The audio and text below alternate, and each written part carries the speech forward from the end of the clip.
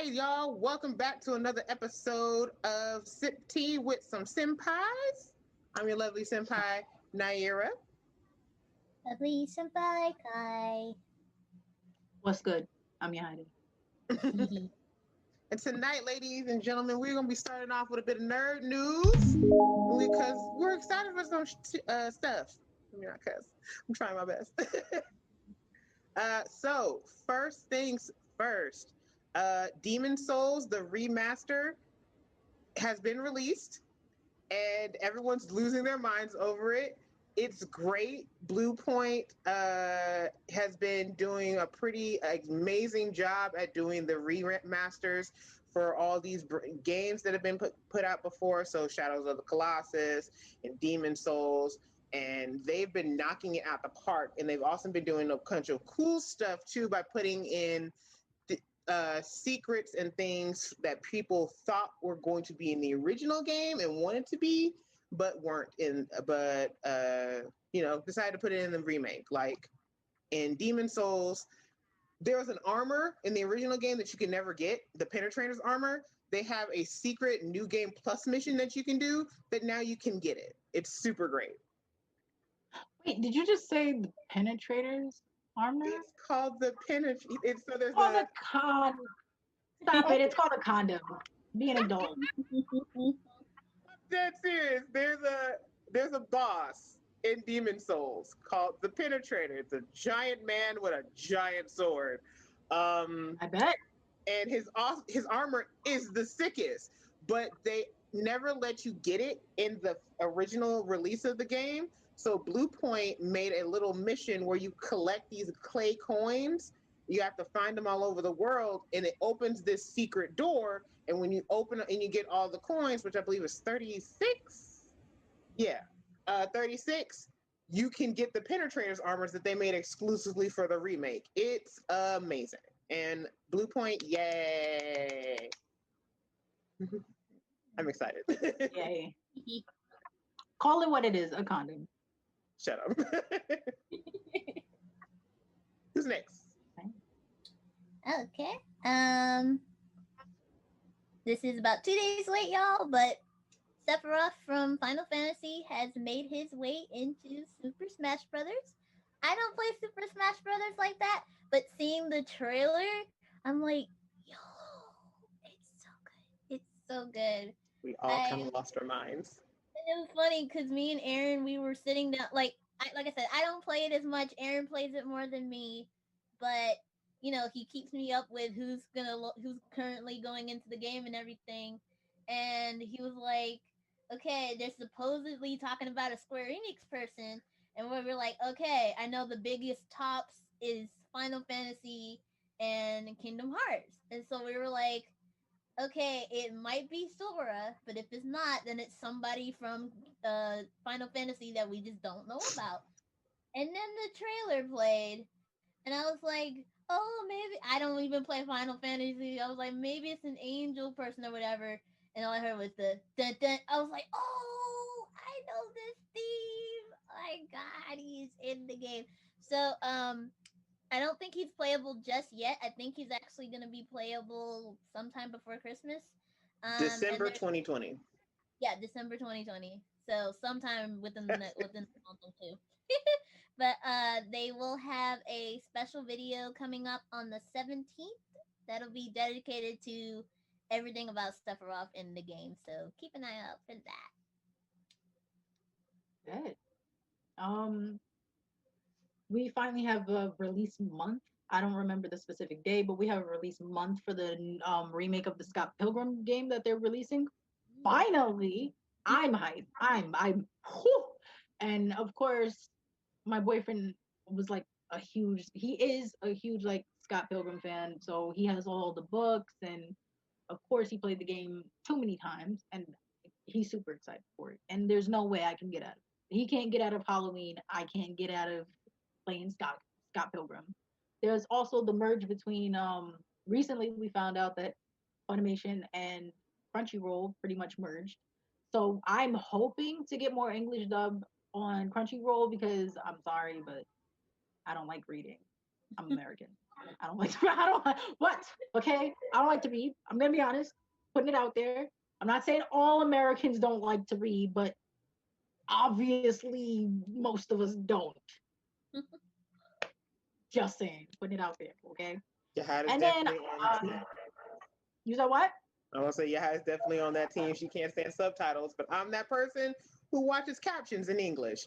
I can't. Oh, no. I don't like him because like the entire time, like my eyes are focused on the words, not the actual like theme. So I'll miss things that happen and have to rewind it. And I'm a slow reader. Okay, I am a slow reader. That when I was younger, and they were like, "Oh, we have a contest. You know, who can read the most books? They get like these prizes." I was like, "Whoo! Well, we know who's not winning that contest. This guy."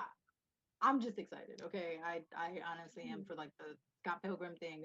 I'm excited also for like again the merge with Crunchyroll and Funimation because I hate reading and Funimation always got the hookup on the anime. They don't have enough yaoi, but I'll send in my hate mail later. Just saying. Okay. Just saying. And of course we got Jip this year because we were promised a season 2 of Oran Host Club, and it didn't come out. So reason 923 why I hate it here. Sorry about that. It might just be because of the coronavirus. Coronavirus definitely caused a lot of stuff. I don't care if they better record their voice at home and send it in. Girl, then you'll Okay. be that audio will be trash. You can re-record I it. don't think so. Honestly, I don't think it would be that bad. Funny. Yeah, because the A people lot who of do radio, Archer, they do that. like I listen to radio, even though it's a 5-minute drive. I listen to radio going to work. A lot of them are recording from home. Like if you got a good enough microphone and you put yourself in a good enough area where there's no reverb or anything coming in at the microphone, also straight. Yeah, That's like- the people from Archer have like a lot of them have a studio built in their house. Like I know like Aisha Tyler does, and she was talking about how that's what they do. They read their lines at their house or like where they are, and they send them in. But that was way before the virus, so that's why it took so long to get seasons and stuff like that out. Literally sending it in. Like my teacher, a theater teacher at the school, when I took the voice acting class that she had, she said the same thing. She's just like, being a voice actor is like one of those things you can do from home with no problems. Like as long as like a good microphone and a good place to set up, the people you send it to will cover everything else. Never even thought about that. All right, so another couple of stories I wanted to talk about was Mortal Kombat's 11 Combat Pass 3. It's got Rambo, it's got Rain, and it's got Melina. Ooh, I'm so happy. I just need Rambo's actually voice act. Oh, hold on. Wait. Completed edition. Say it again. When can I get MK11 completed edition? It's about to be released. I think they're going to be releasing it in a little bit. But whatever. So MK11 has been going out of their way to make this is probably the best crossover game I've ever seen in my entire life. Joker and all the skins and Spawn, which I absolutely cried over because it was the best thing that ever happened because Keith David, freaking Terminator. Yes, they brought him back to play Spawn, and it was the best thing. And his intros are amazing. You need to listen to them, Alexis. They're great. But Sylvester Stallone is playing his character as Rambo, and it's great. He actually does a pretty excellent job. Melina is back, and every big Melina fan since MK2 is crying because she's great. She's high risk, high reward, and she's insane. Rain is hilarious because there are so many Prince and Queen jokes happening with him. Also, he's really hot and he's really good at playing. Also, a thing with this Mortal Kombat Pass is if you are a big fan of the original Mortal Kombat movie, they brought back the actors from the movie to play Raiden, Johnny Cage, and Sonya's versions of themselves, including getting their costumes and like changing the faces. It is great.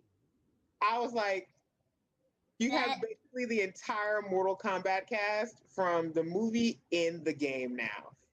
Mortal Kombat 11 wow. is probably the best game I've ever played. It's so That fan servicey in the best of ways. And Yeah, no, I'm still stuck on 9, so I'll get there eventually. these fighting games for like the last, what, 2, 3 years have been let's cross over with everyone and everything. that And sounds fantastic. everybody's doing it real good. And the last thing I wanted to talk about was the new My Hero movie released its first poster, Meet the Three Musketeers, which finally they're making another reference to the original story of the Three Musketeers because there's only all for one and one for all. And I'm like, this is great. And everyone's costumes look great.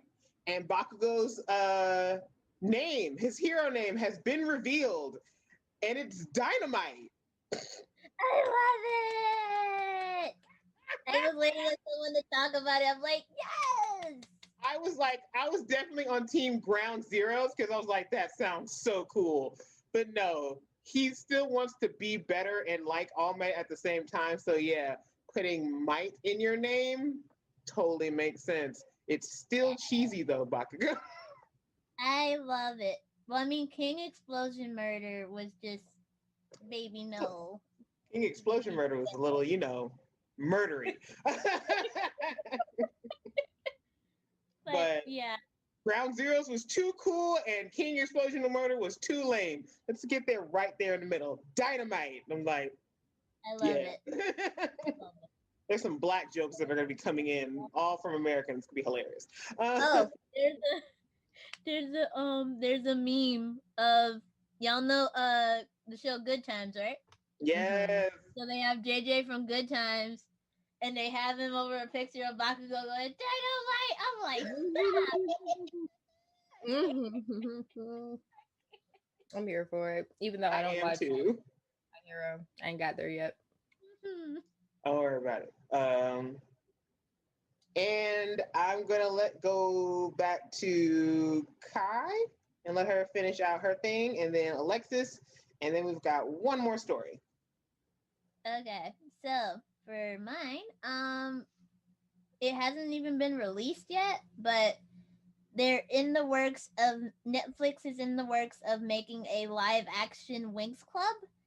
And y'all, first of all, they changed their whole dynamic because originally they're fairies. And now instead of fairies, they're witches now. They might as well just make a live action witch at that point. Right. Just you done changed it now. Make them live action witch.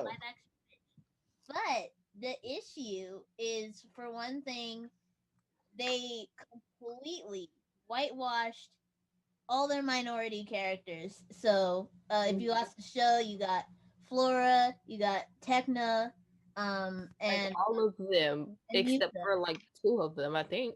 But yeah, Flora and Musa, like Flora is Hispanic, and then Musa is Asian.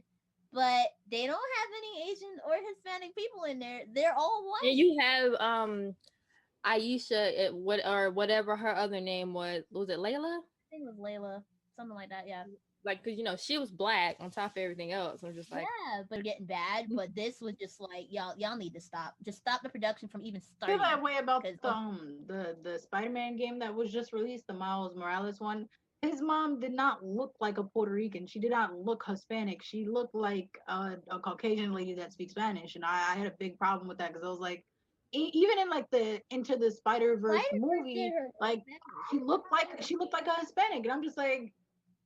And then the mom barely speaks Spanish. Like, you barely hear Spanish throughout that thing. And I'm like, when you are dealing with, like, Spanish-speaking, like, native Spanish speakers, like, even if it's just, like, the parent, Miles' mom mostly talks in Spanish. Like, especially in, like, the little, in the comics and stuff. So, like, what are you doing? And, the lady does not look Hispanic. And I get it. Like, a lot of Puerto Ricans do have, like, light skin. There's, like, a good amount of them that do. But the mom just straight up looked like a Caucasian lady, and I had a problem the minute I seen it, and I was like, I don't even feel like entertaining this right now because she doesn't even seem like the slightest bit of Hispanic. Yeah, that's what I had with issue. Live action stuff. I just always had a problem with people translating because it's just Hollywood never gets it right, or they don't want to get it right. They just like, we want to just throw the money out there and just get it done. But I'm like, when you completely change who these people are, nobody's gonna watch that. Like, Yeah, like what they did with Scarlett. I think her name's Scarlett Johansson or whatever it is. A lot of people were pissed because she was in the Ghost in the Shell, and I used to watch that. I used to love that show, like that anime. I was pissed when she was played by a non-Asian person. I was like, well, you know, a non-Japanese person, but I was just I was like, yo. And I remember a lot of people were getting into it with her, and she goes, so I could play whoever I want. And they were trying to explain to her, listen, that's the thing, you know, you can. There are only a few minority roles like that Hollywood actually like lets out. So the character is Asian. That's like if Mulan was like blonde hair, blue eyes, the entire live action movie. And you'd be pissed because you're like, how is she from China? How is she Asian? Ghost in the Shell always a bit weird to me, not the show itself, but how the live action went, because the creator of the show and the manga approved Scarlett Johansson as the actor. He's like, no, this is my vision of this character can be whatever because she's a fucking robot. That's what he's basically saying. He's like, so I understand as an Asian person, yeah, there could be Asian actors, but she's a robot. That's what he's saying. I always felt it was kind of weird because I was like, well, but that's so weird. It's his project and it's his stuff. So he can, like, if he says it's perfectly fine for her, then yeah, it's fine for her. I mean, it's fine, but at the same time, it's like, this is not comfortable. It's kind of the same thing that happened with the remake of Hellboy.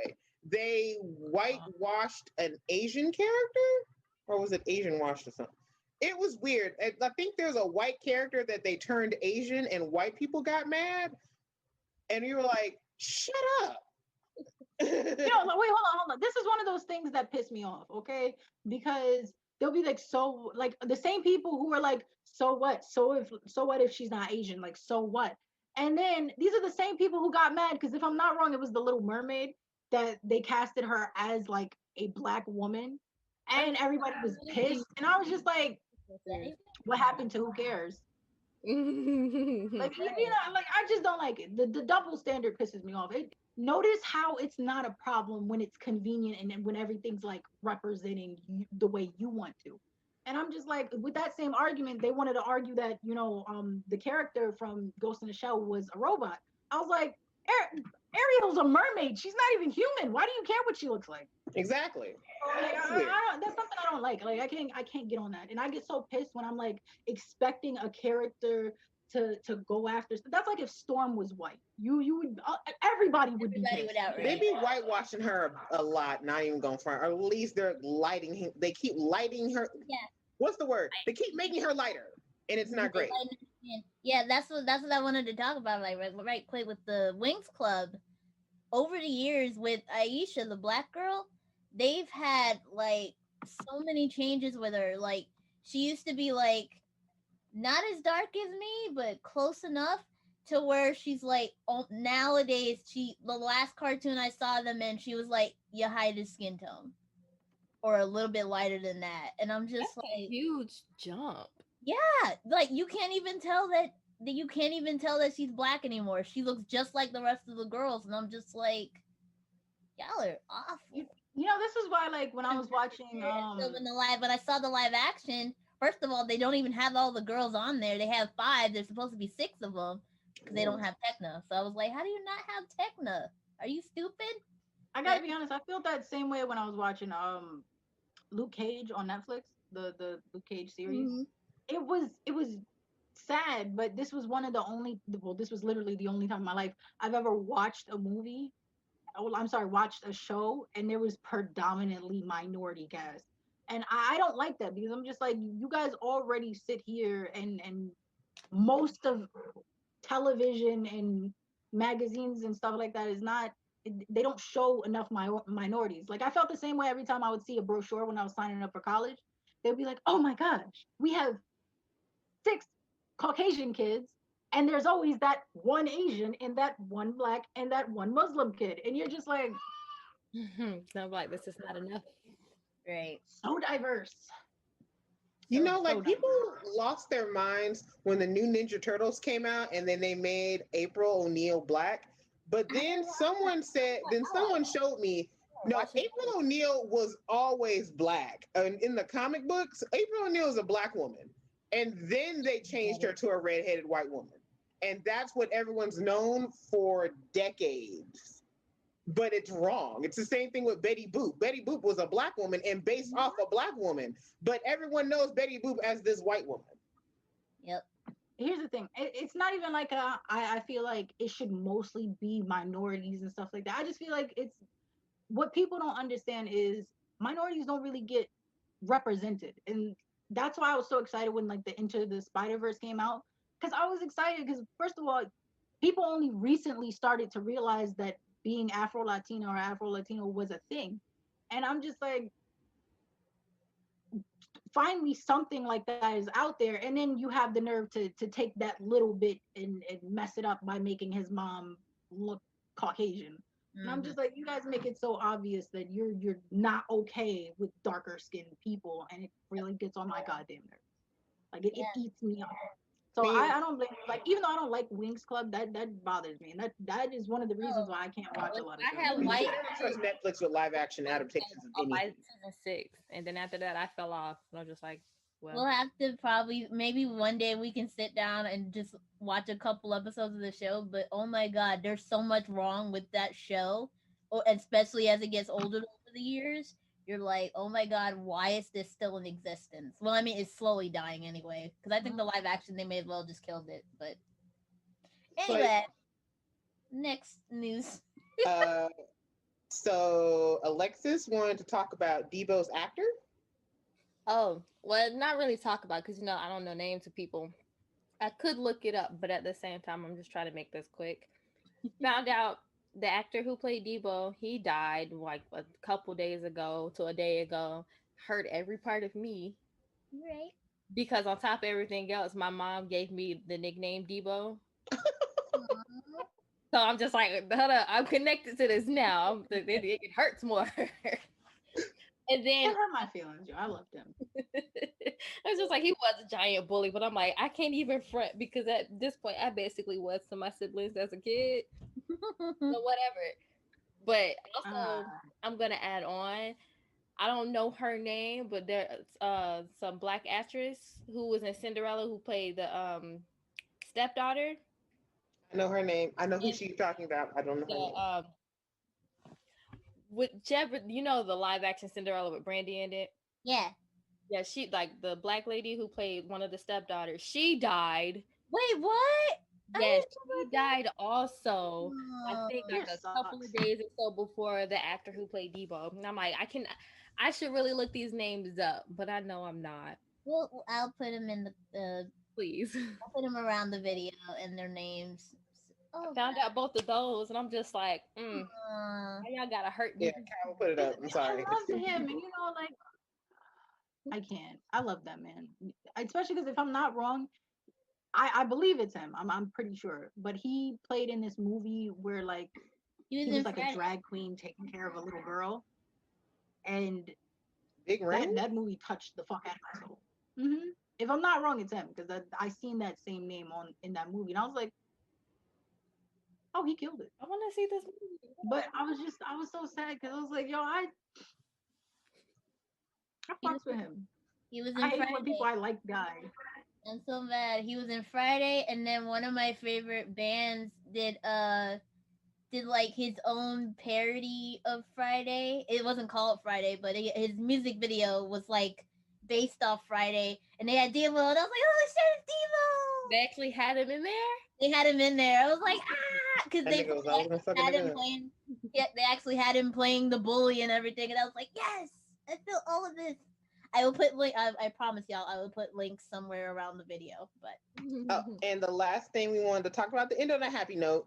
Disney Plus released all its trailers, so we've got and news. So we've got a new trailer for WandaVision. We finally got a trailer for Loki, which looks great.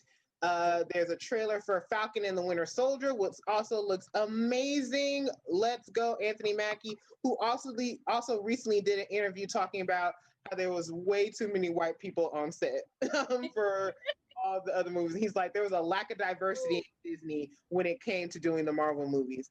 And last but not least, Hayden Christensen, who played young Anakin Skywalker from the Star Wars prequels, is coming back in the Ahsoka Tano spinoff show, who also is having a spinoff show. So yeah, Star Wars is going out there, and Disney's doing the thing.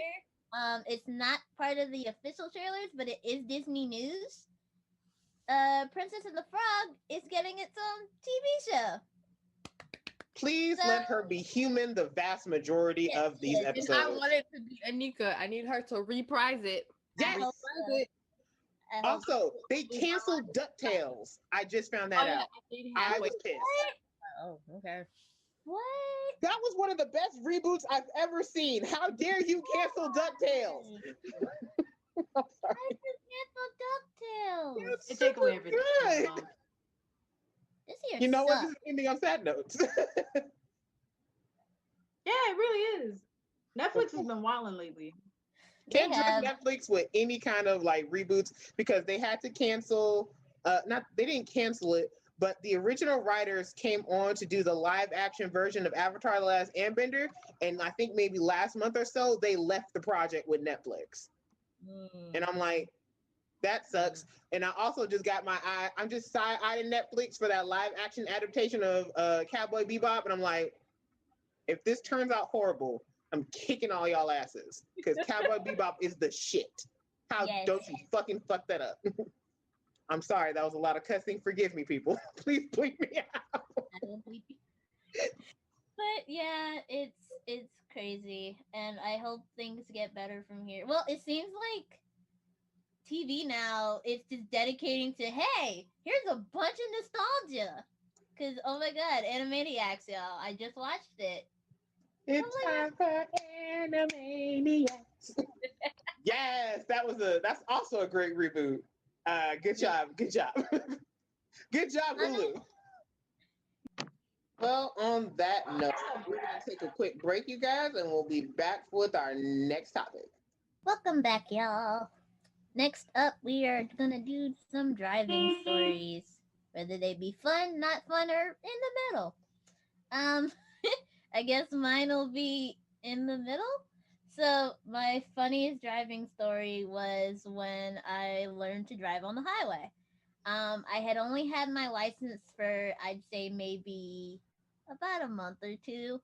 And we all went to Japan Fest for Anime Club. So when we were driving up there, I took like all these back roads to get there. So it took me like longer than I should have because it was all back roads. But I was like, I refuse to drive on the highway because I've never done it before and I'm not going to do it while I have, I'm still a new driver, but I'm not going to put my friends in danger like that. I would do the same thing.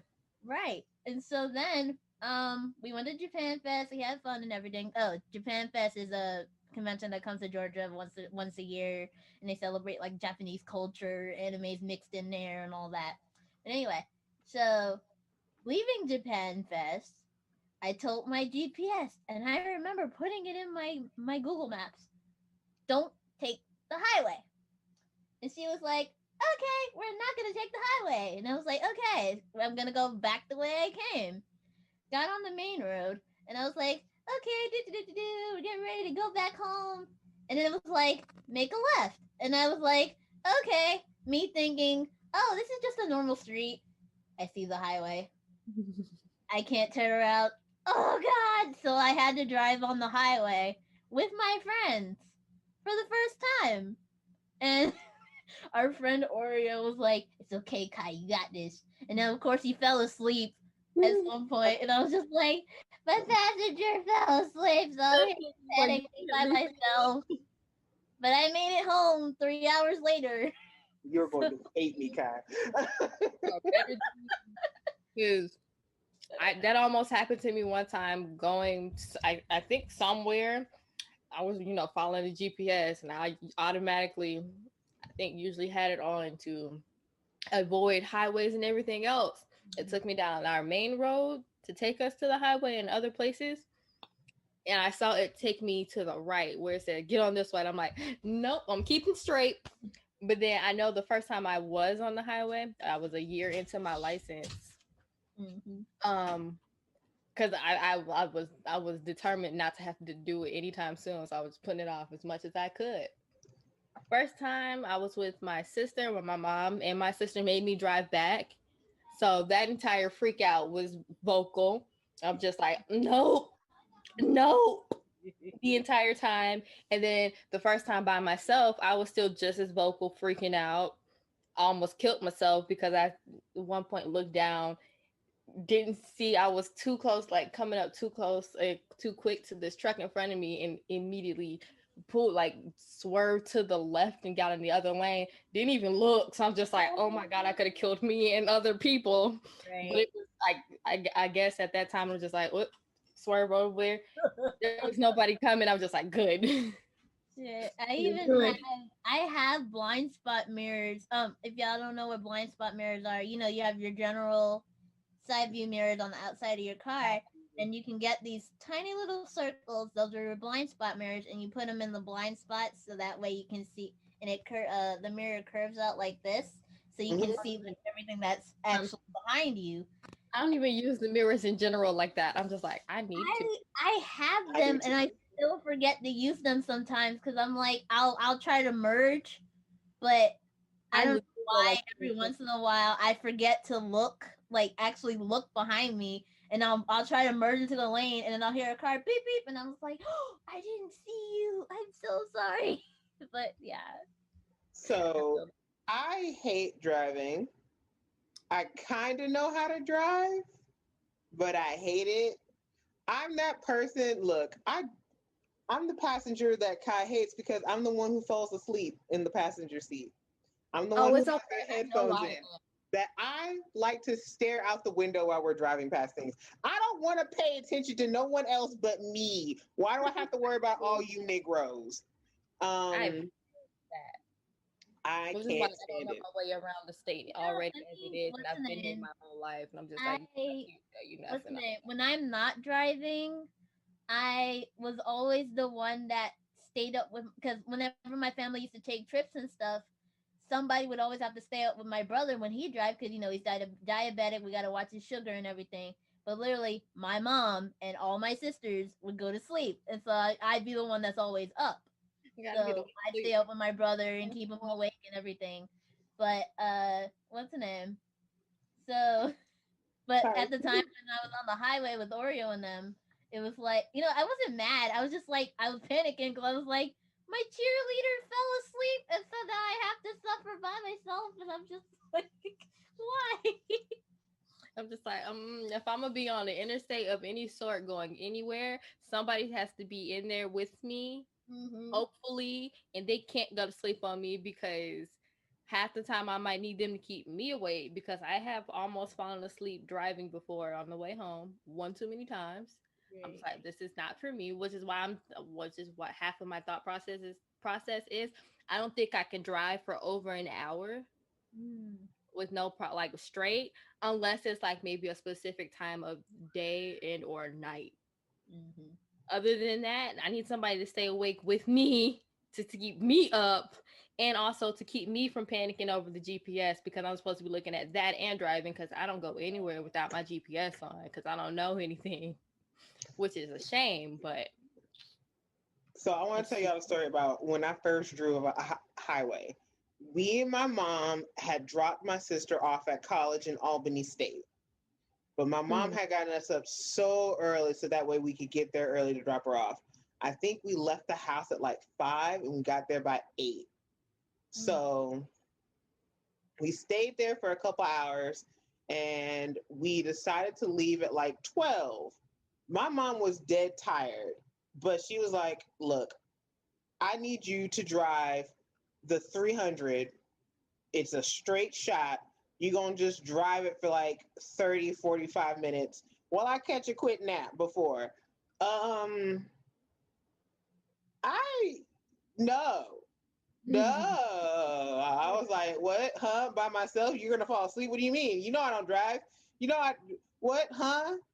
She was like, you're going to drive the 300. It's a straight shot for the next 30 to 45 minutes. So she pulled off into a gas station. We switched seats. I had to adjust everything because my mom is super short. She's 5'2", 5'2.5" if you talk to her. So I had to do all that. We're adjusting mirrors and everything. And then we pull off, and there I go, driving the highway for the first time. I'm gripping the wheel at the clocks. My hands are in pain with how hard I am squeezing the steering wheel. They are cramping. I kid you not. My hands are in pain, but I'm freaking out so hard because I'm just like, just keep looking, looking straight. And every once in a while, I kind of act, I'm just slowly about to hit like the curb. Like I go past the yellow line a couple times and I can hear like, oh crap, this is the unpaved part of the highway. I was like, I turn back and my foot's just on the gas. And the thing is, so I did the SpongeBob move where I took off one of my shoes and I just used my big toe. And I'm not going to kid you. I still do that because it's actually very comfortable for me.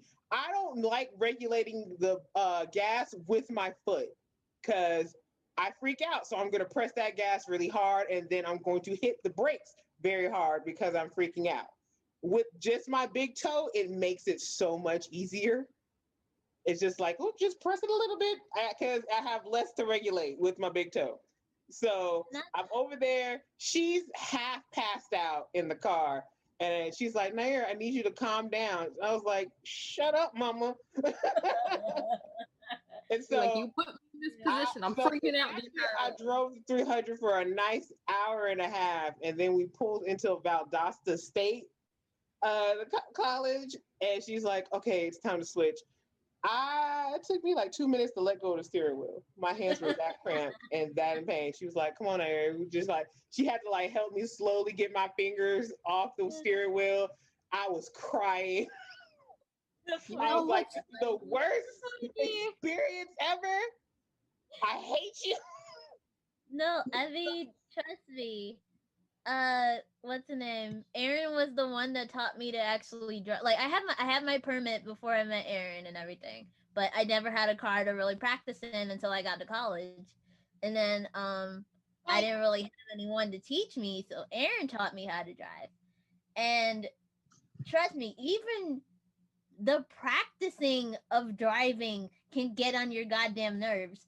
Because Aaron was trying to teach me to parallel park, and it was during the summer where it was hot, and I was in a car. I was in my sister-in-law's old car, which it had days it was great and days it was terrible. And of course, the day we were practicing the parallel parking, it was hot.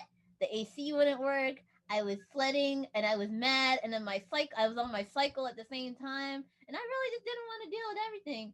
And I got to a point where literally, like, you know, I go through the motions. I'm like, okay, I'm almost got it. And then Aaron's like, no, you got it wrong. So then I get a little mad, but I'm not like searing mad or anything. And then there was just one point where I almost had it without no mistakes, parallel parking. And Aaron was like, all I remember was I remember screaming. He was like, you got out the car screaming with the car still on and the gear was in drive. You just got out of a moving car because you were mad because you couldn't get it in the space. But I'm like, how would you feel in the hot sun where you can't get anything right and you're just like, fuck? And then I literally screamed fuck for like 5 minutes, and I felt in my head, in the back of my head, I was like, oh my god, stop, what are you doing? Because we were at our friend's dad's church practicing in there. So I'm like, I hope he's not. Luckily, he wasn't there, but I was like, I hope nobody hears me, Lord. But I was like, I hope nobody hears me. But I was screaming and kicking, and I, like you said, I left the car in drive. Just got out the car and just screamed for like 5 minutes. I was like, I can't take this. I got parallel parking eventually, but I was like, not today. Dude, the first time I drove, it was not great. So, the first time anyone tried to teach me to drive, my mom and me and my little sister in the car. It's God, I think it's like December because I'm still in high school and we were out of school and it was super cold. So we were in the Riverdale Library parking lot and the one on Tarboro.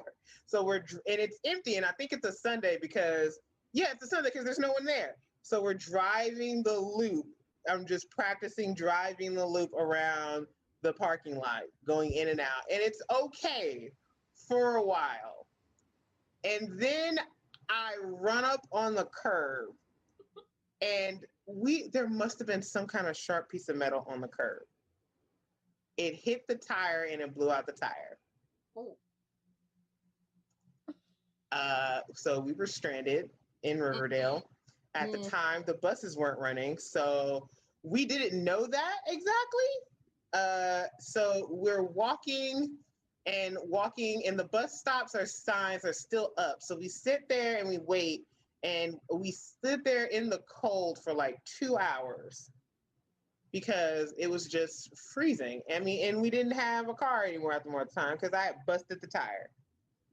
And then some person stopped in front of us, like, the buses don't run anymore. And we're like, you mean?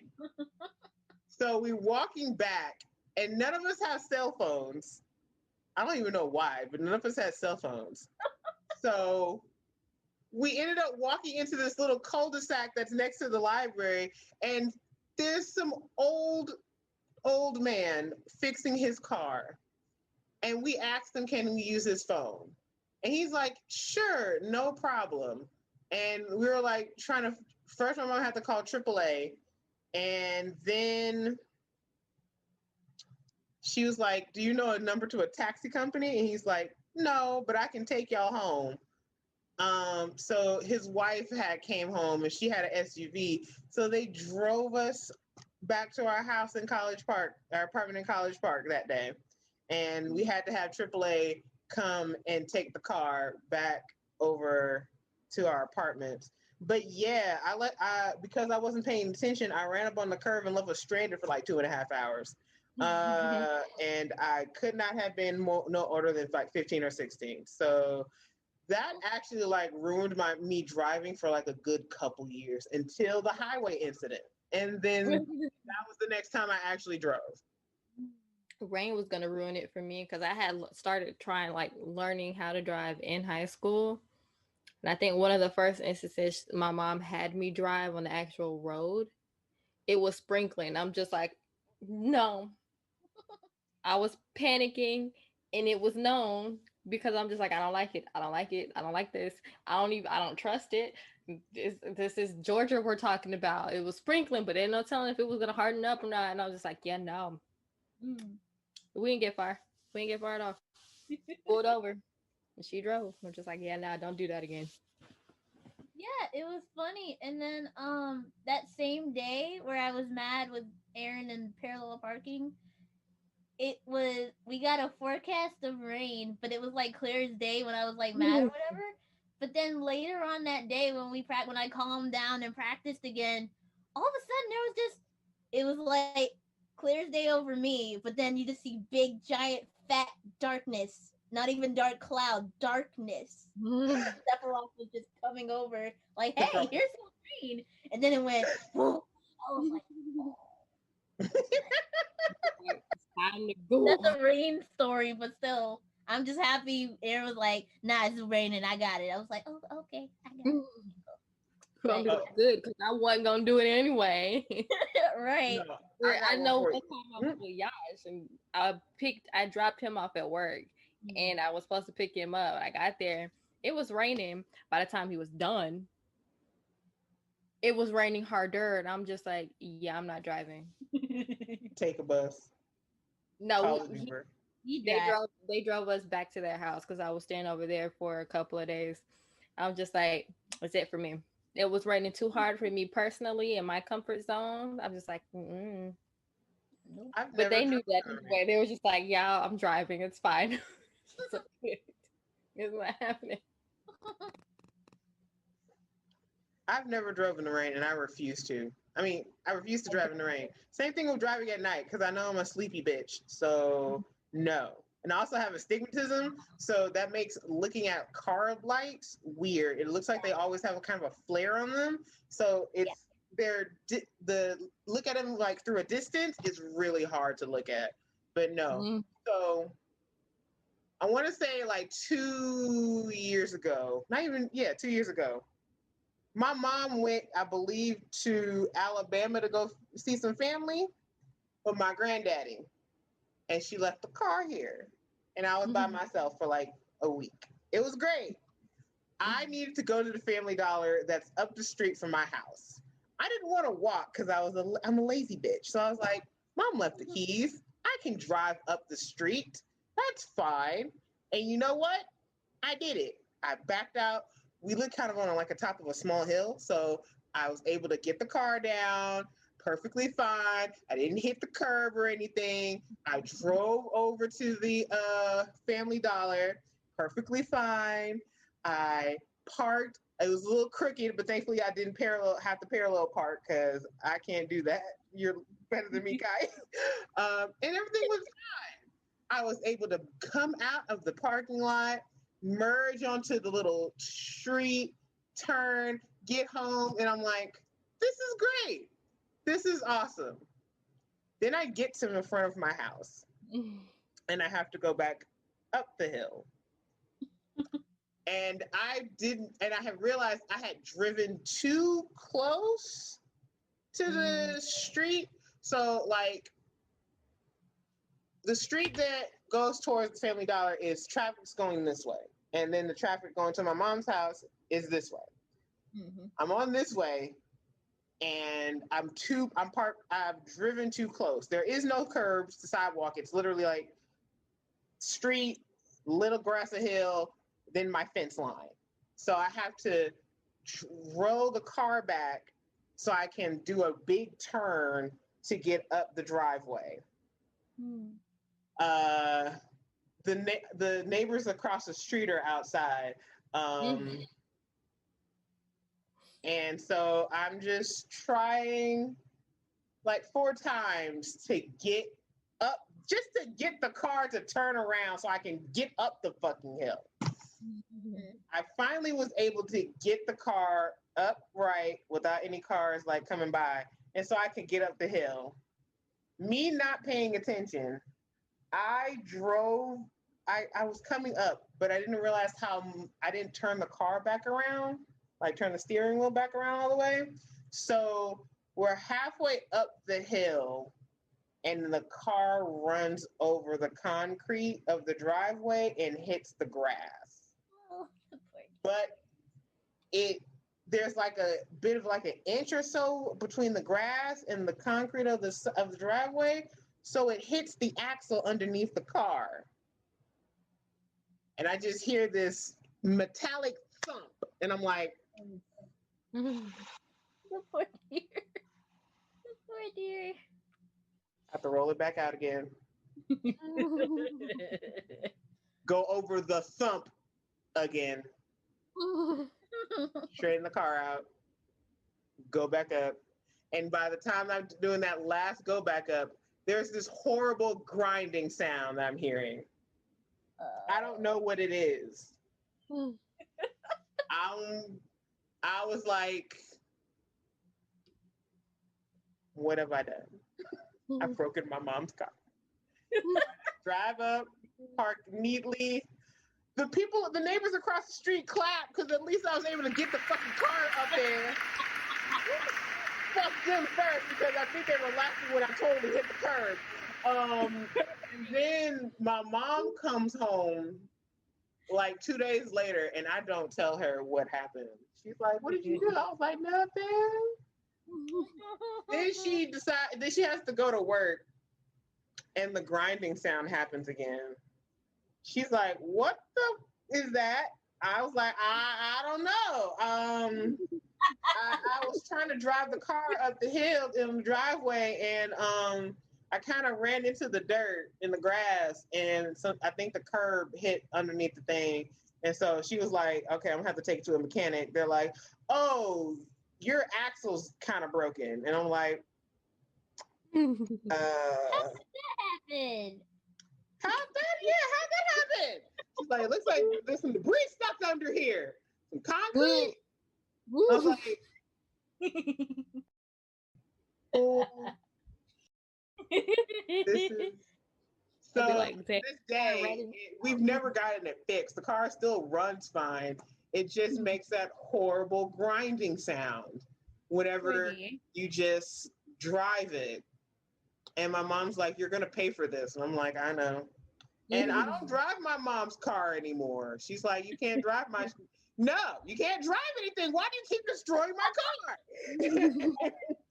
like, like our lovely senpai Yahida said before we even started this portion, I have a CVS list of driving incidents that I really should.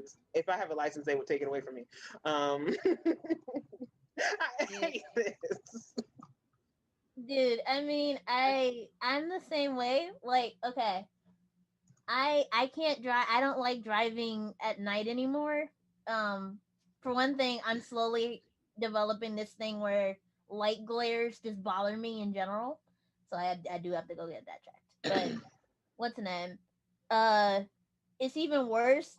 Rainy days at night. I think that's worse than a rainy day in the daytime, because oh my god, in general is especially another during like the fall, especially down here. Like I don't know what it is, what the reflection of the leaves and any light hitting on it, I can't see squat. And so, okay, it's one story that relates into my actual driving story. So before my mom passed away, it was one of the last few times I actually got to ride with her and everything.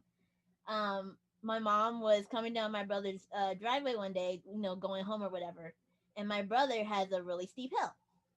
And my mom was backing up one day, and all I heard was thunk, and we were like, "What was that?" And the car started spinning like a Ferris wheel, carnival ride, whatever. Spin around. So we were all like, "Oh my god, whatever!" And you just hear my brother, "Get your foot off the brake! Put your foot on the brake! Something!"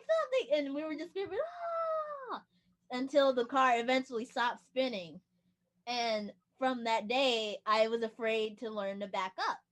So even while I was driving, when I was learning to drive, whenever we got to the backup portion, I was like, "Nah, I'll do it next time." Nope. My mom made me afraid of just backing up in general. And so then one day, I was going down my brother's driveway.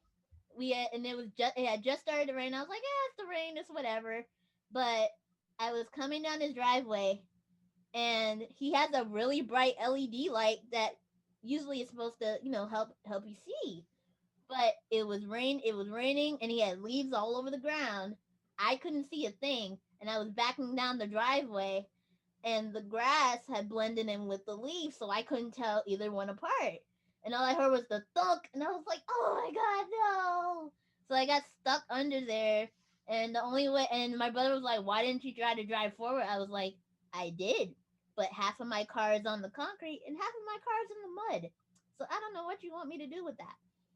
So eventually, we just got a bag of kitty litter, because my brother had a cat.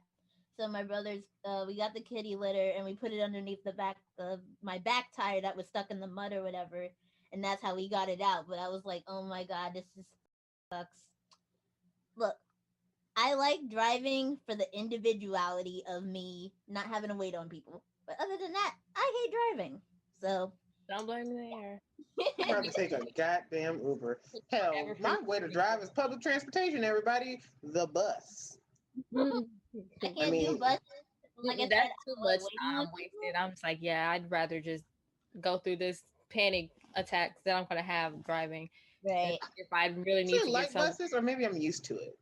But it's a good time to it's a good time. Like, let me catch up on my podcast, or let me just listen to music and like drown out everything. Or better yet, let me download a couple episodes and watch some stuff on my Hulu app on my phone.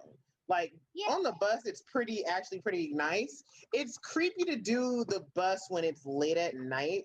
So, like initially, when I was taking the bus, at least to get up to the college, it was they had to drive up to the 5 Point station, and that's where I had to take the train from there to get home.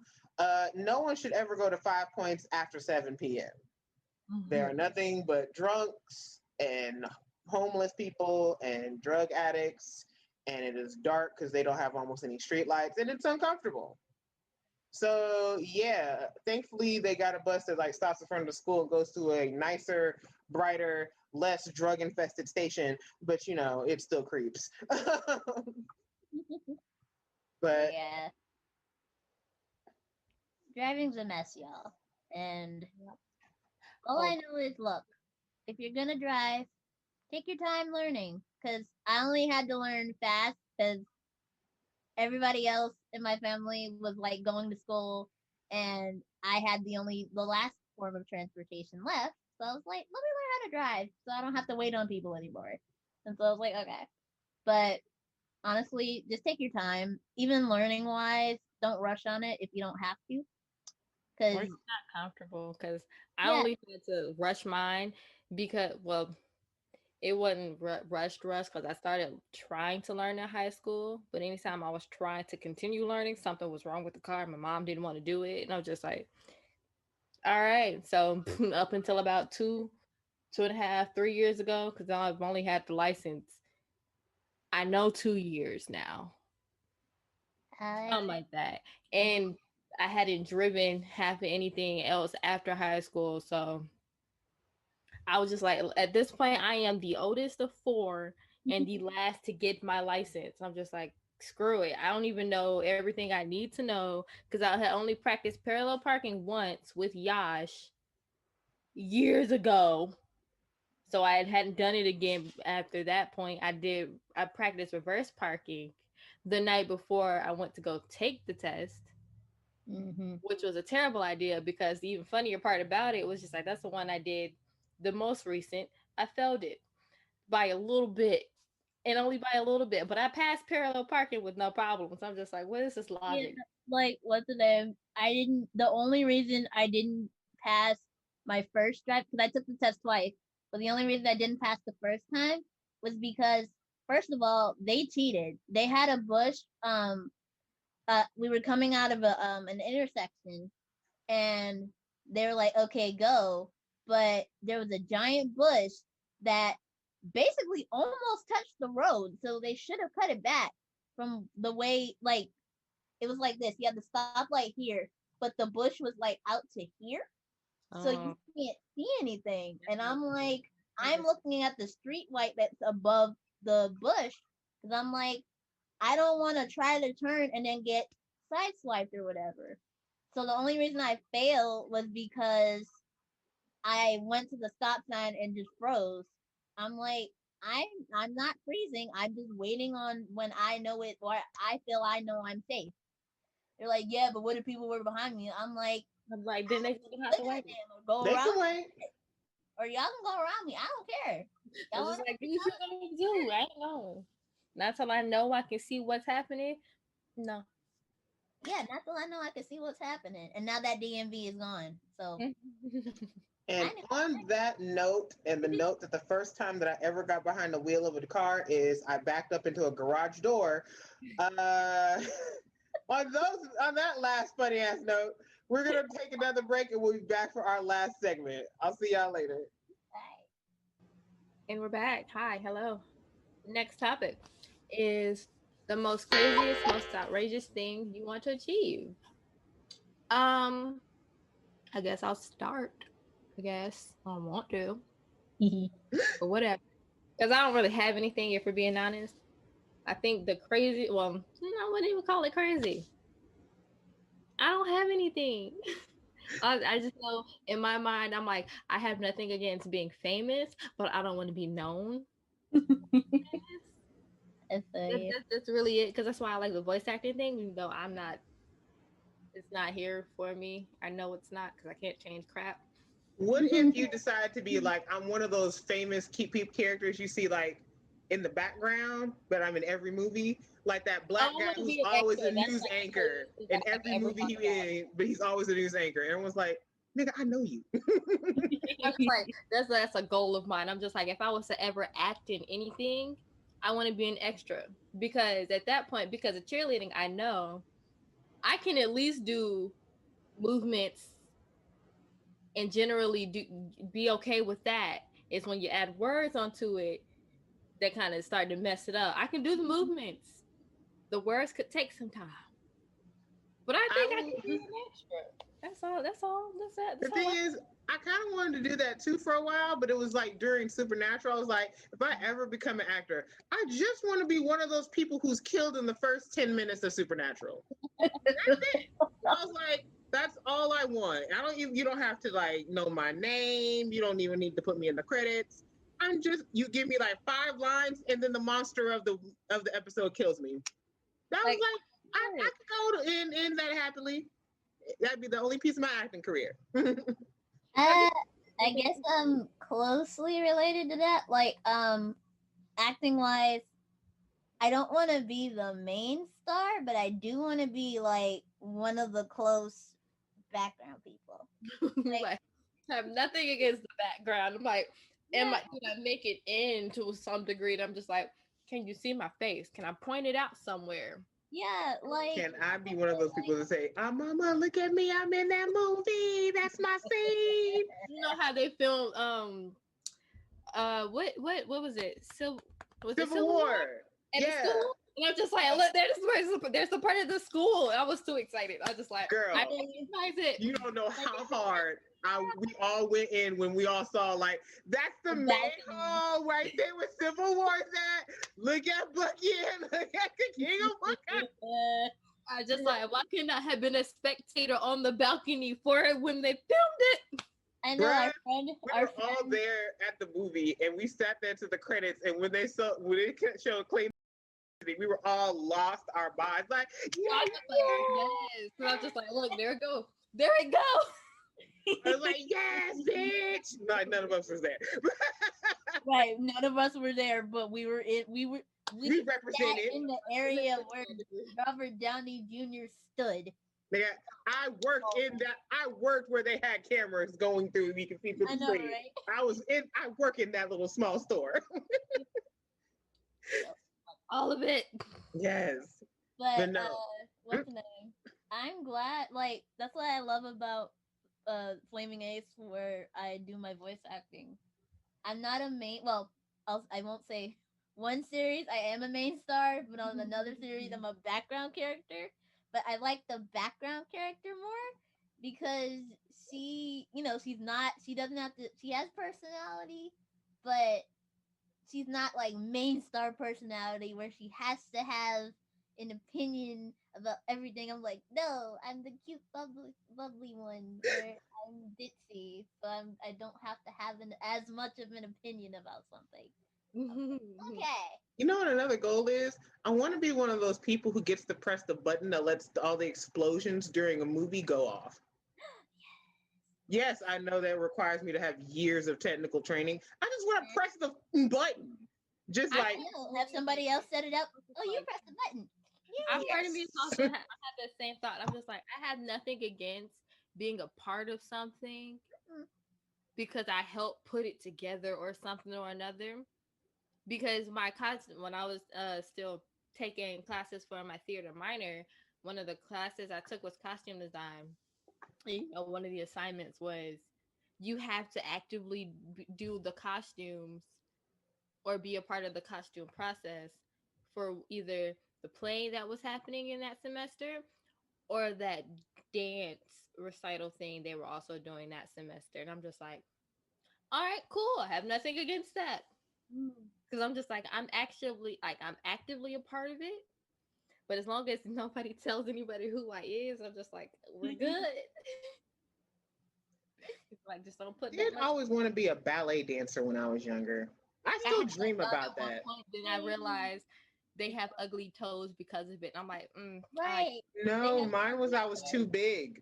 It was both. I was too big, and also my boobs were just super big. And I'm like, I've never seen a ballet dancer with with big titties. Like, well, this isn't for me. I love it in the beginning, but then when you see what happens to them when they get old, because first of all, your toes curl in, and then they're Yeah. most likely in a wheelchair, and I'm just like, I'm okay. But I did want to be a tap dancer at some point. At one point, I did. But I mean, I had to about learn. dance at some point too, because I like cheerleading because of the competition aspect of it. Just not the yelling and cheering for people part. And I'm just like, but my mom wouldn't It was put me the opposite. in competition cheer because that's all that is. It's just tumbling, dancing, and stuff like that. And I'm like, I want to do this, but it was too much money. Thing was, I was the opposite. I used to hate the competition. I was so happy sitting there cheering for the football team, but the competition was nerve-wracking to me. Like the first and only competition I was ever in, there were only 3 of us on the cheerleading team, and so we got no place.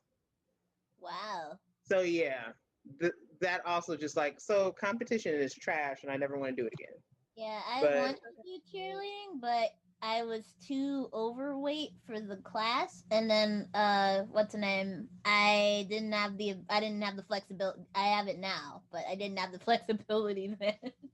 And the money, like Alexa said, the money after some point. So just I never even got to be put in any type of competitive cheer classes, or anything. I've only ever done rec, which was just like 5 to 14 years old, cheering for other people in that same age group, and having our own little competitions from like in that, and then like 1 year in middle school and 1 year in high school, and I'm just like, I have nothing against that part. I hate yelling. I feel you. It was great. I got a lot of aggression out of that. I've also always, like, most outrageous thing, I've wanted to run my own restaurant. Like, we talked about it like in one of our earlier episodes. I think it was one of our Get to Know Your Senpai episodes, where I was like, one of my end goals is to run a bakery. And I was like, that's absolutely an end goal. But my first dream was like, I want to run my own restaurant. And I didn't know what kind of restaurant it was, but I was like, I love cooking, because cooking was a me and my dad thing.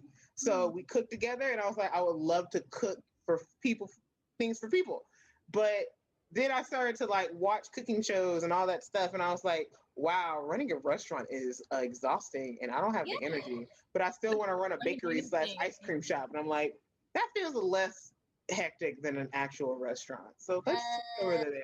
Also, pastries are delicious. Responsibility than in charge of. I'm like, yeah, I'm out. That's it for me. I don't want it. I have never wanted it, and I'm just like, because the 1 year I cheered in middle school, coach made me co-captain. I was so upset because I didn't want to be any kind of captain. I'm like, no. Like, you can be in charge, bitch. What? Like, no. And I told her, and I'm like, this is not gonna work out well, because there was 2 of us. So I'm just like, this is not gonna work out well because I'm not gonna do anything with it. She's just like, well, I know you can do it. I'm like, that's not the point. I don't want to do it. Right. Let's see, crazy thing. I wanted to do skydiving. I still and one of our friends, Harley, she actually did go skydiving. Nice. But there's part of me that wants to, and part of me that's like, I don't want to die on the way down, because I probably will from lung exhaustion from all that screaming. Yeah, pretty much.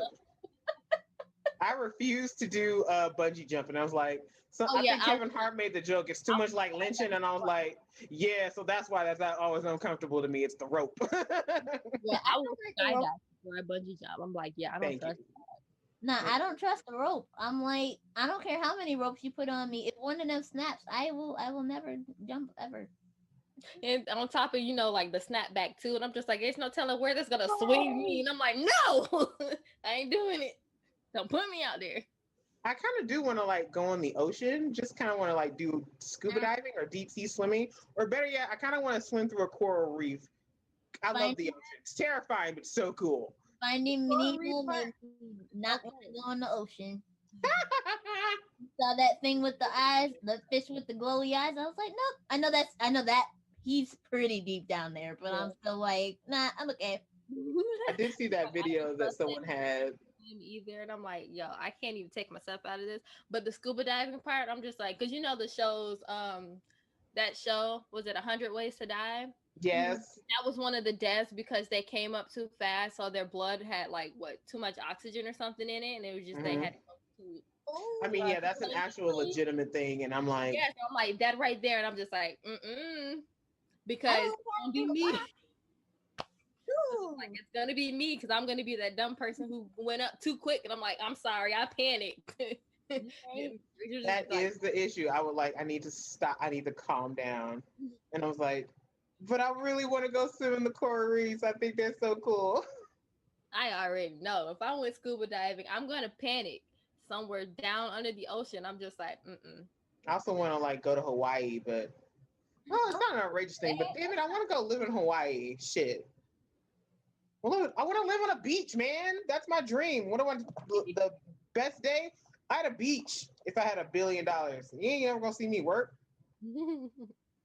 You'd really never see me leave my house. I'm just like, oh, I've hit that hermit lifestyle. I have a house on the beach, and the only time I leave my house is to pick up my food or in deliveries and to go lay on my beach and sun in the sun and be in the sun. Oh, you know what? To me, the craziest thing I've ever wanted to be in my life was a pediatrician. That was a crazy this to you? The craziest for me, because I don't like school like that, for one. And when I came up with that idea, I think, in elementary school, and I told myself, then I thought about it, I'm just like, hold up, that's like more years of school on top of the regular 4-year degree bachelor's. I'm just like, for me. Yeah. I'm not that great at science. I'm like, I'm not bad. Right. But I'm not great. So I'm just like, and it's a lot of memory. And I'm like, right. For me. I know I wanted to be a brain surgeon at one point. I wasn't even it was because what's the name? I was learning about my sister's mental disability. And so my mom, the way my mom used to phrase it, she's like, there's just this one little space in her brain that she can't function with. And I was like, okay, I'll be a brain surgeon so I can go in there, fill in with knowledge, and that way it'll help her. You know, it's a sleep thing. But then you're like, I know, but then I'm older now, so I'm like, oh, I was so innocent. It's just like, that's so sweet, guys. That's so sweet. I know. I was like, I'll help her, and then I'm like, oh no, it's more than that. It's the psychological thing too. I was like, no, here's the thing. My brain was you're either going to go into science or you're going to go into law. The one thing I remember about wanting to go into science for the first time was I wanted to be a marine biologist. I don't even know where I got that from, but I remember distinctly wanting to be a marine biologist for years until I got to middle school.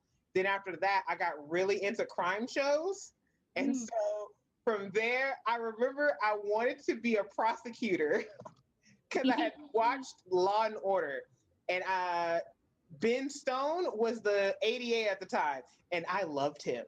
And I went from wanting to be a lawyer, a prosecutor. I wanted to be a cop for a while. Then I wanted to go back to being an ADA because, fuck it, they were so cool. Then there was a small bit of time that I wanted to be a juvenile court judge because I was watching this show called Judging Amy, and that's what she was. Don't ask me. And then back to be just in law enforcement, and then CSI Miami happened, and that just like, okay, so I just want to work in a forensics lab. It's science and law, so that's what's going to happen. It's okay. I went through and then art, science, and then back to art. Because it was like initially when I told myself 3rd grade, I want to be a fashion designer. And then not too long afterwards, I stopped drawing clothes and went straight on to just drawing anime-based stuff. And I'm like, all right, I want to be a cartoonist or something. And then it went pediatrician. Nah, too much school. Then astrologer. nah, too much school. I can't. And we went right back into art stuff. I'm just like, look, I just want to be in something art related at this point because I'm like cartoons, something to do with video games or cartoons or character design. I don't know. Right. Now I'm like, just give me something. Okay, I was like, okay, Broadway. Oh no, I gotta actually go for school for that. Even though I thought, back in the day, oh, you just go to Broadway and try out. But they're like, no, it's a lot bigger than that. So I was like, okay, bring her to help my sister. And then, like I told y'all before, it's much deeper than that. So like, well, and then I was like, okay, acting. But I don't actually like the stage, like being on stage. Being in front of people. Which is even funny because of the competition cheer thing. Like that's in front of people. I'm just like, what is my brain? It's so all over the place. Right. And so then I was like, okay, voice acting. I don't have to be in front of people, but I'm mostly by myself. So great work. I did think voice acting was super cool for a while. But yeah. Cool. I just wish I could change my voice like I would like to. I need to practice. Or at least take better care of myself. Aaron gets mad because I don't practice, but I'm like, I don't have the time, but I need to. Josh and Brandon probably still halfway ask me, have you been practicing? I'm like, no. What's the most insane thing you've ever wanted to do? Because you were like, I think it's stupid, but I want to do it. Like, for some reason, my brain was like, I want to be in the eye. I want to like sail in a boat into an eye of the hurricane. Why? What? I just want to. It's stupid. It's insane. It will get me killed. But my brain's like, it's so sick. Do it. I do it. See the Bermuda Triangle? I'm like, that thought, but I'm also just like, well, if it's true that things disappear there, maybe not do that. Right, maybe not do that. Find whatever is lurking in the Amazon, because they say the Amazon still has animals that we haven't discovered yet. Oh fuck yeah! I don't like animals. I'm like, I don't want anything to kill me, so I'm like, yeah, I'm single. I don't trust things, nor do I trust anything outside like that. So nope. Wow. Right, like if I discover there's a heffalump or something in the wild, I don't want it to kill me. I want to just pet it and look at it, and then I'm like, okay, we're cool. I won't tell you. Craziest outside type of thing I can think of that I would be willing to do was if Cloudy with the Chance of Meatballs 2 was real. Take me to their place, because I'm like, I can do this. It's just like, I'm about to be all over the place. So I'm just like, Cloudy with the Chance of Meatballs was one of my favorite children's books. And then they made the movie, and I don't think I've ever been so mad at a children's book adaptation than I was at that movie. I was like, this is bullshit. How dare you? But I didn't read the book, so I didn't read the book either. Yes, I read I was a big book nerd, y'all. That's also a crazy one, but it's not crazy as well. It's like I want being a librarian, but I was like, I just want to be surrounded by books. Maybe I'll just have a library at my house. Yeah, I had that thought at one point too, but I'm just like, maybe it's too quiet for me. I can't. Well, yeah, it'd be too quiet. I actually did want to be a librarian professionally, but then I was like, man, I gotta remember the Dewey Decimal System, and I'm like, I don't remember that. It's just like, I don't remember Dewey Decimal System. So stupid. Why do I have to remember this? I can't even make up the number that would probably be on there. I'm like, I don't remember the Dewey Decimal System. Like, if y'all's books is not organized by name in alphabetical order in some form or fashion, I ain't gonna have it. Y'all ever remember going to Scholastic book fairs and not having money to get books and just being the saddest bitch ever? Yes. Every time. Every time. I'm gonna say this, and she's gonna hear me. I know there was one year, I think in middle school, where I saw this one book and I was just like, I want it. She wouldn't give me money so I could just get the book. And I'm just like, so I stole like $5 from her at one point. Like, screw it, I'm doing it. I want this book. Damn right. Do y'all remember like the Scholastic, I'll call them magazines that used to come to schools and stuff? I used to circle the books that I wanted, but I never was gonna get. Like a catalog or a magazine or something. And then I didn't have a job, so my money came from allowances, which my mom didn't do often. So I literally, there was one year I saved so many pennies. I don't even know how many pennies it was, but I saved enough to where I could get one of those Naruto poster things that are behind me. It was like a booklet, and it had like a bunch of Naruto posters in it, and I can't remember what else was there. But I had enough to where I got two of the same book, and I was so proud. I was like, I remember that was the first, those catalogs was the first time I ever saw the Junie B. Jones books. really? They had those? Yes. And I remember just from looking at the covers that were in the magazines, and I was like, I love this book. And then my mom took me to the library and I found them. Oh, I was so excited. And then I found out that it's like a part of a whole freaking universe where there's like 4 different books and they all exist in the same place. I was like, this is the best day of my life. I can tell you the book I stole the money to get at this book fair one time was my Dear Dumb Diary book. It was like the second book in the entire thing, and I never knew that because I was just like, this looks stupidly interesting. I'm here for it. I want it. And then like at the years later, I found out, I'm like, this, it was book number 2, and I'm like, there's like 6 plus of them all together. I'm like, oh, hold up, this is taking me down a road of collecting them, and I have so far. I just got to continue because now I got to find where they are. Because at some point, I could really only ever find the books at at Barnes and Noble, I think, in like the children's section. I'm just like, I don't care. But it was only at that one store, and I'm just like, I'm always broke. I remember I went to college initially out in Columbia, South Carolina, and there was this giant library up the street. And I went up there one day because I was not going to be on campus. So I went up there, and the children's section is downstairs. And the children's section was designed after where the Wild Things were. And I was like, this is the best place in the universe. And then they had the comic book section was down there. And the first comic book I ever read it's called Nightmares and Fairy Tales. So they took classic Grimm fairy tales. Ooh, shit. And they just this author put this like even scarier twist on them. And they had 4 of the 7 books that they initially released. I checked out all of those, and I may have stolen like all of them too. I can't even I was like, these are freaking excellent. To this day, I haven't read the other ones, but that is like, it's my favorite comic book series. And I distinctly remember at the end of, I think it was the second book, the illustrator of the comic had all this fan art people had sent in.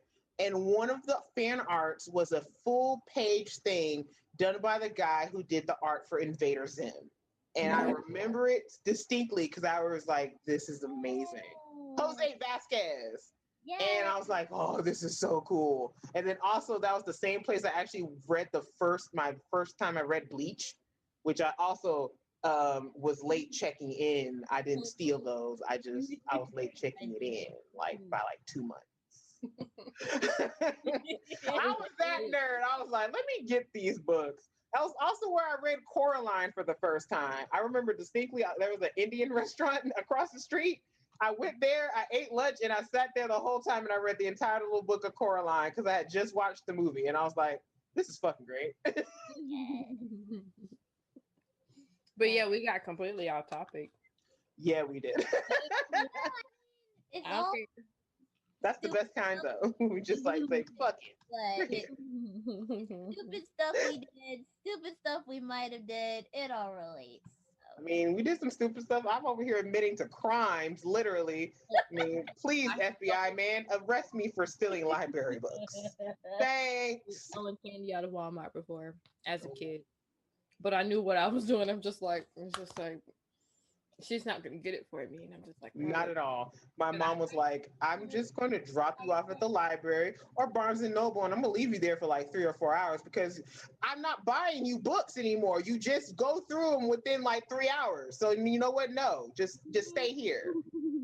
definitely how I read all through pretty much all the Harry Potter books after 4. Because she was like, I'm not buying you another Harry Potter book. I read that 4th Harry Potter book in like 2 days. And she was like, I can't, no, not again, never again. Like my mom never even gave me the chance to sit in Barnes and Noble or anything to actively read something without buying it. We'd probably only be in there for maybe 30 minutes. I'm just like, I don't ever have the chance to do it. I tried on multiple occasions, and every time ended up having to leave before I got anywhere significant enough for me to possibly convince her I need the book. I'm just Sadly, they don't have any bookstores near me anymore.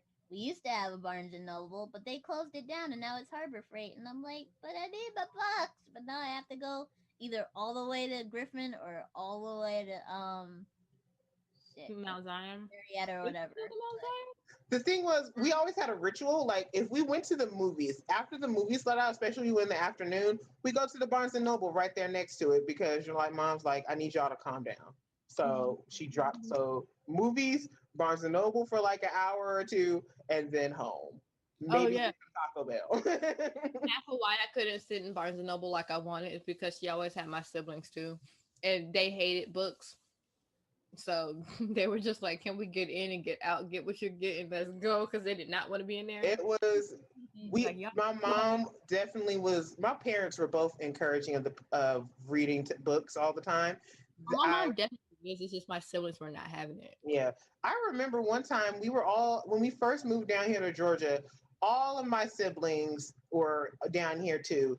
And there was just a day where we were all upstairs in my mom's room, and every single one of us, including my mom, had a book in hand. And we all just sat there quietly for like 3-4 hours just reading.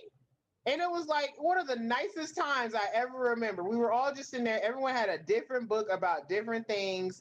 And it was great. I was like, my parents were like, I need y'all to read more, and we did. We all loved to read, and that was one of the nicest moments I ever remember.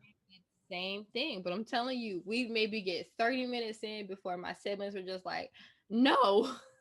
And they got up and they booked on. I'm just like, okay, I'm gonna continue because I'm in my stuff.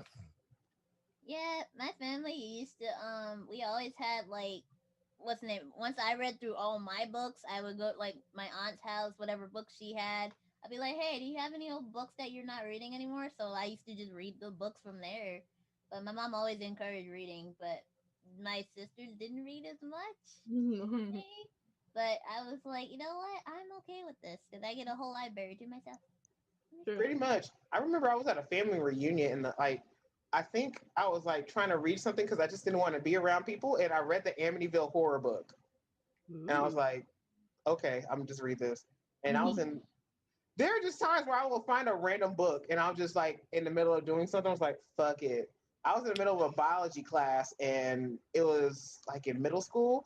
And I looked around, someone had left this Tom Clancy book back there. And I just sat there and I read it. And I was like, fuck it. I'm just going to read it. The only spy novel I've ever read. Like I have legit skipped around in my science books before in a science class and read a whole different chapter, and I'm just like, because this sounds more interesting than this right now. So I'm like, that was me. And follow you because I'm just like, I don't know what's happening anymore. Do y'all remember those really big English books that we had that had all the different stories and poems and stuff? Yes. I would sit there and I would read the shit out of those books. I hated it. I loved it. I found my favorite poem in those books. I was like, this is the best thing ever.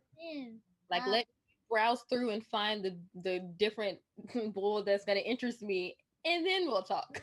Okay. It was always the pictures in the background that made it interesting. And then I was like, oh, let me read it. I was like, oh, okay, this is boring. Let me look at the next cool picture. It'll have pictures of the books on the back end, and then you'd be like, oh, that looks interesting.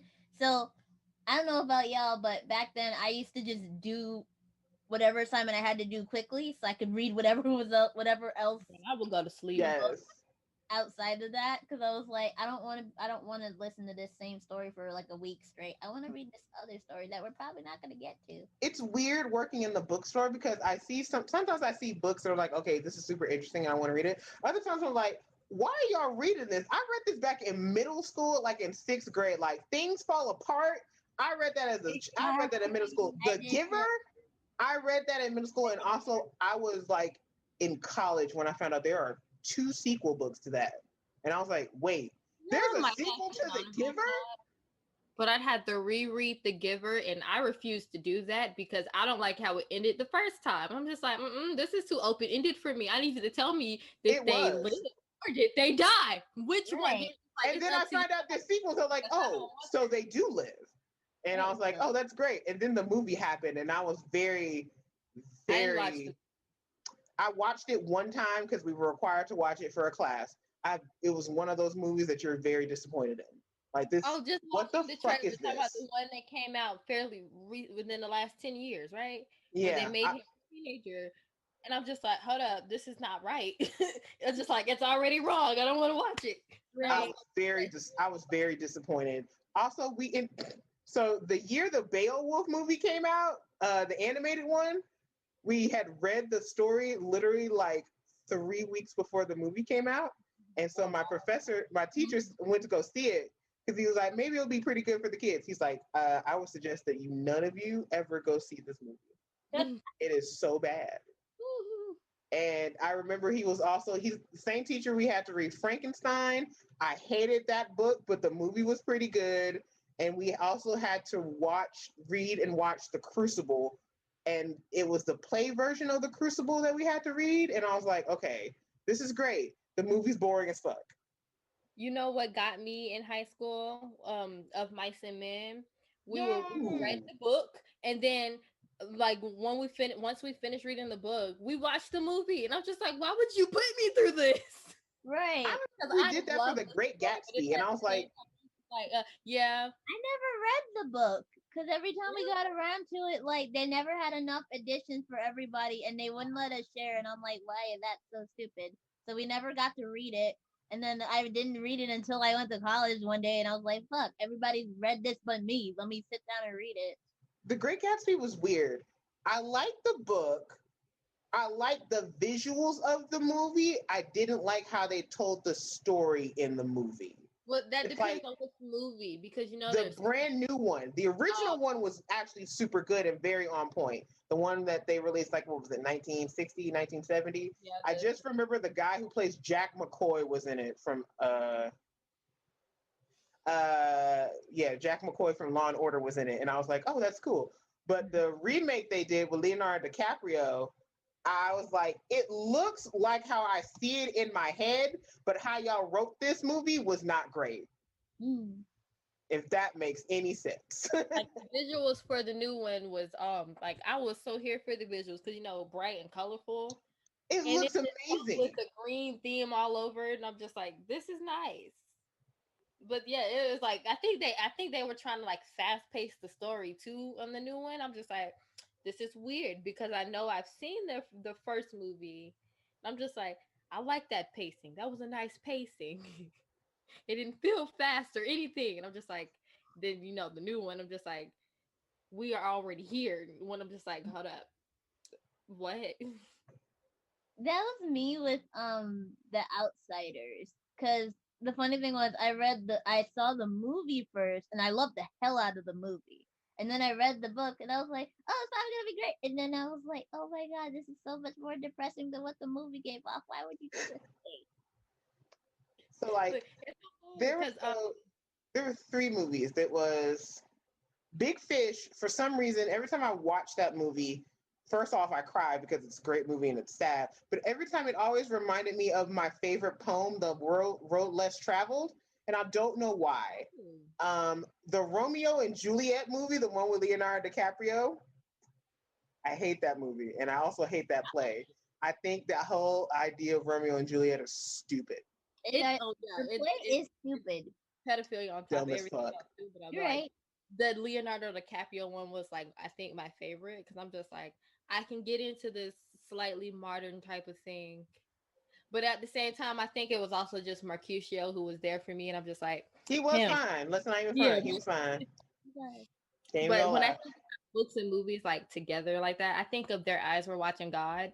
I'm just like every part of that movie, because when I found out there was a movie after randomly reading the book in high school about it, because we were forced to, and I'm just like, hold up, nobody The told me there eyes was. were watching God. Didn't was Holly Berry in that one?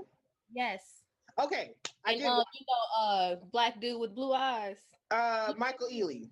Yes, I could not remember his name, but I love him. That movie, it was still sad what happened to him, but at the same time, I'm also just like, I just remember the joke he made. Like he told that really dark skinned brother, "Back up, man! You attracting heat." And I was like, "That's such a bad joke." Even as a kid, I was like, "That's terrible. You shouldn't be saying that to people." I did crack up though, like a mother. I also remember like the most dangerous game. And I remember us reading the short story and then watching the movie, and I was like, "Oh wait, that's what the story was about." This nigga was like, "I'm gonna kill people." I was like, "Oh, so you're just a serial killer?" Okay. this sounds like something that was fairly recent.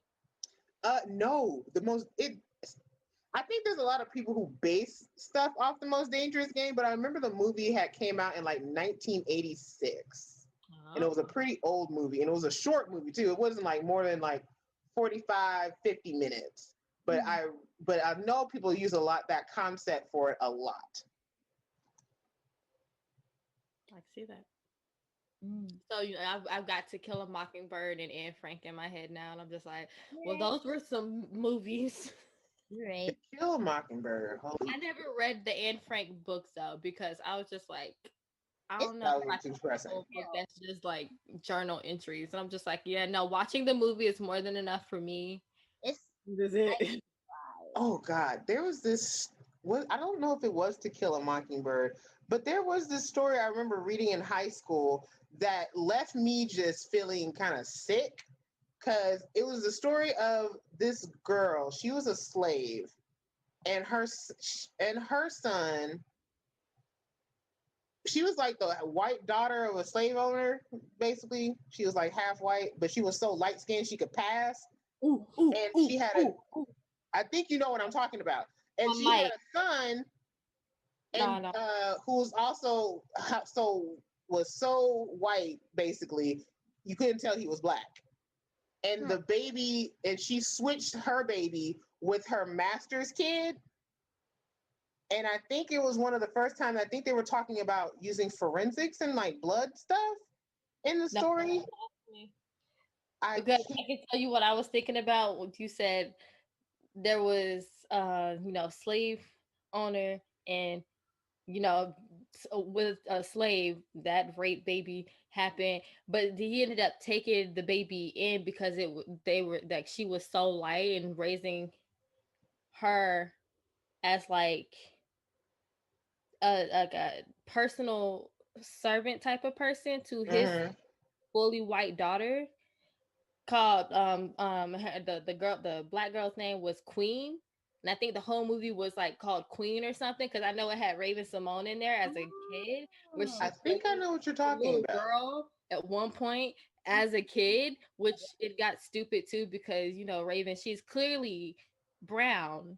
And then at some other point in the movie, like when she was younger, as like a toddler baby being carried, it was clear like a whole full white girl they were holding, who was the daughter. I'm just like, what is this mess? But I don't remember the movie though. I just know that was interesting to me. Yeah. I don't even remember that name of that story. It was a full old novel, but how it ended was basically they switched the kids back, even though they were grown ass men.